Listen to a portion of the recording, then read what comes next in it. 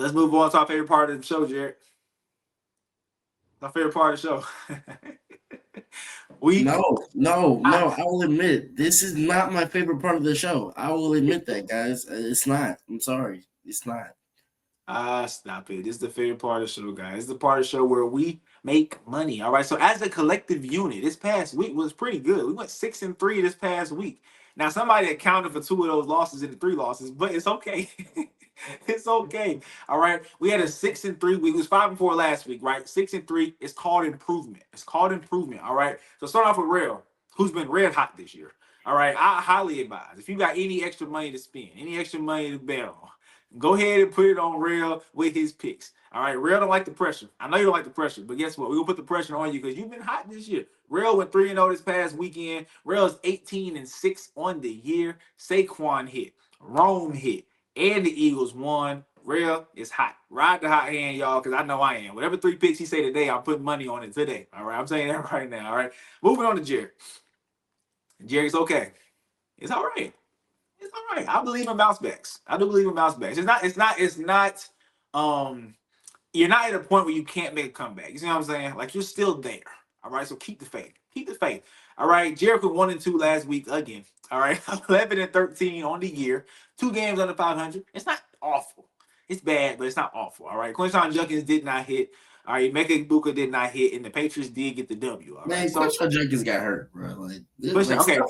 Stuff like this happens with my picks. Like people get hurt, people miss a play that could cost them their yards. People get pulled out the game early. Like, this is what happens with my picks, guys. This is what happens. No lies told. Last week, Drake May did get hurt and pulled out, and then he also got And the suddenly. play, what's name came into a 20-yard post route. I kid y'all not, and that literally missed by 10 yards.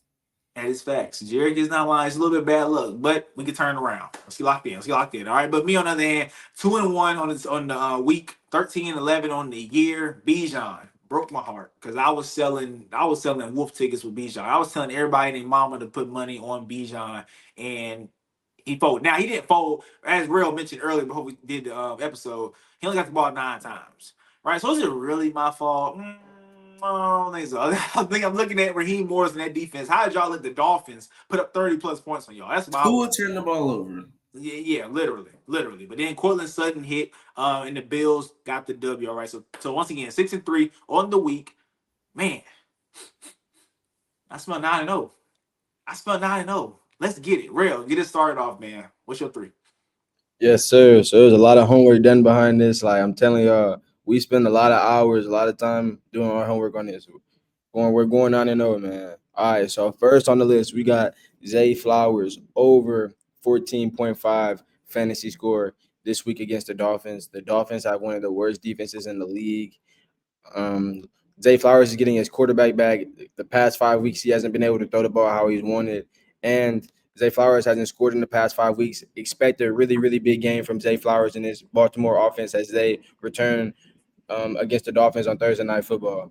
Moving over to Arizona, we're taking Marvin Harrison Jr. against the Dallas Cowboys. We're taking him over 56.5 receiving yards. Dallas has the 31st worst passing defense. They've been giving up stupid yards to everybody's number 1 receivers. This is incoming breakout game for Marvin Harrison Jr. I think 56.5 receiving yards is way too low. I think he's going to smash through it. He probably have a times that with 106. You know what I'm saying? So Yeah. I'm telling you, go ahead and lock those. Then for my money line, I'm taking the Baltimore Ravens against the Miami Dolphins on Thursday Night Football. Go ahead and lock that in. I'm telling you, this is a guaranteed lock. Like I said last week, Lamar Jackson got all the distractions out the locker room. He became a team first leader. He said, "Hey, it's a win now mode. I don't see the Ravens losing again." Like I said earlier, so go ahead, lock those in. That's how you go 3-0. Now moving on to Jerrick, he's finna tell us how to go 6-0. Let's go. Come on. I kid y'all not. As soon as the episode wraps up, I'm running a 2-man slip with Russ picks. Kid y'all not. I might put $10 on it. Kid y'all not. But all right. I will admit, last week, I'm a realist. Straight to the point, we're real. Last week, I was not as confident in my player props. I will be quite honest with y'all, okay? But this week I am. Okay. First one, Jonathan Taylor. Under 97.5 rushing yards, okay? Jonathan Taylor under 97.5 rushing yards. When we look at Jonathan Taylor, he's one of them ones. And he's proven that. But in his past 5 games, he's only hit this line twice. He's only hit it twice. It's come a big game against Arizona and this past week against Tennessee. And I'm also doing this because if Jonathan Taylor has over 97.5 rushing yards, we're going to lose the game. We are going to lose the game. So as a Steelers fan, we cannot let this happen. There's no way Jonathan Taylor can have 97.5 rushing yards. We just can't. We can't allow it to happen. He had 76 against the Rams. He had 66 against the Raiders, 123 against the Cardinals, 94 against the Chargers, 153 against the Titans. No way he has back-to-back weeks where he has 100 rushing yards.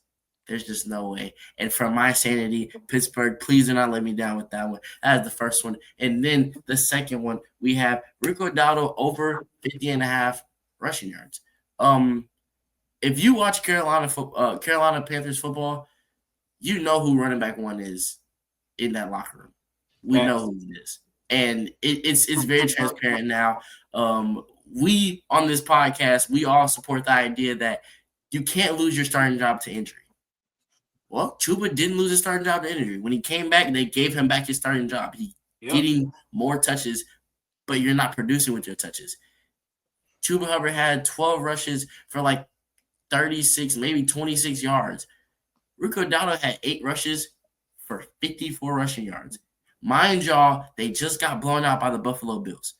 He still had 54 rushing. He still hit his line in a blowout with less touches. I expect as the weeks go on, he's going to get more touches, and especially more touches than Chuba Hubbard. They're playing against the Green Bay Packers. Mind you, that is a pretty good team, but I'm not worried about it in the sense that he can still get 50 yards.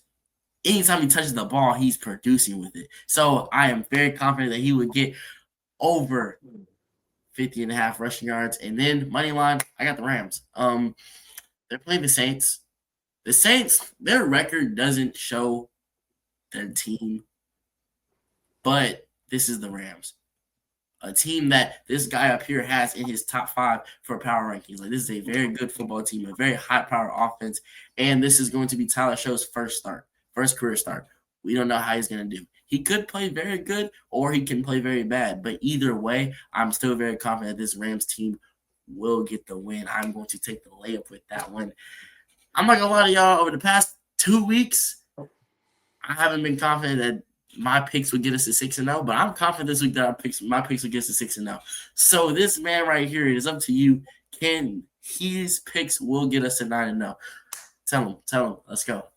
Hey, man, 9-0 never felt so easy, all right? Look, J.J. McCarthy, over 30 passing attempts, all right? Look, they're going up against the Lions this week, fresh off of a bye. So the Lions are healthy. They ready to go. They're ready to put up points, all right? Teams have to keep up with the Lions offense. They're averaging 31 points per game. They're only allowing 22 points per game. So just based off the averages, you're going to play from behind because of how good the Lions offense is and how good their defense has been, all right? And then teams that go against the Lions have been averaging 33 passing attempts, all right? Their last couple of matchups against Baker Mayfield, 50 attempts. Patrick Mahomes, 30 attempts. Browning, 40 attempts. Joe Flacco, 34 attempts. And Caleb Williams, 30 attempts. All right. So they're getting at least 30, but they're averaging 33 over the whole entire year. All right. So I do believe J.J. McCarthy and his offense will fall behind. They got to put the ball in the air. And not only do they have to put the ball in the air if they fall behind, but the best way to attack this Detroit Lions defense is to put the ball in the air. So they might have to put the ball in the air anyways. Right. So for those of y'all like Justin Jefferson, you might want to bet on this over for receiving yards. I do believe he'll benefit from not only playing from behind, but it should be a passing script anyways because the Lions secondary is a little shaky. All right. Moving on to our next pick, I'm going with DeAndre Swift over 61.5 rushing yards. So I was going to do Caleb Williams passing yards, right? But Joe Flacco is 50-50 this week. So Jake Browning plays. I'm not expecting the Bengals to put up crazy points. I'm not expecting them to put up a lot of offense, a lot of production. So therefore, the Bears should be able to play ball control and be able to run the football very well. They're going against the Bengals defense that have allowed 152 rushing yards per game. That is dead last in the NFL. Their last 3 matchups against Breece Hall, he had had 133. All right, Jalen Warren had 127, and then Josh Jacobs had 93. All right, so teams are averaging 152. Running backs past 3 matchups has absolutely smashed this line. So DeAndre Swift, 61.5 yards. And DeAndre Swift has actually been hot over the past couple of weeks as well, as Ben Johnson's got the run game going in this offense. And then for my money line, we're going to stay right there with Chicago, and we're going with the Bears against the Bengals. All right, this is a must-win game for the Bears. I don't care how y'all want to put it. I get it. It's week 9, so it shouldn't really be no must-win games, but it's the must-win game for the Bears. You want to get a depleted defense, a defense that is terrible for one. If Jake Browning plays, you better win this game, or I will come on this podcast, and Caleb Williams, I will come after you, because there's no way you should not have a great game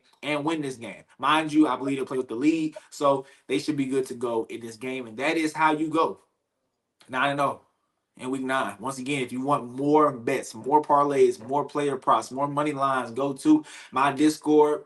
Put it in the comments below. Let me know if you want to be in for just $10.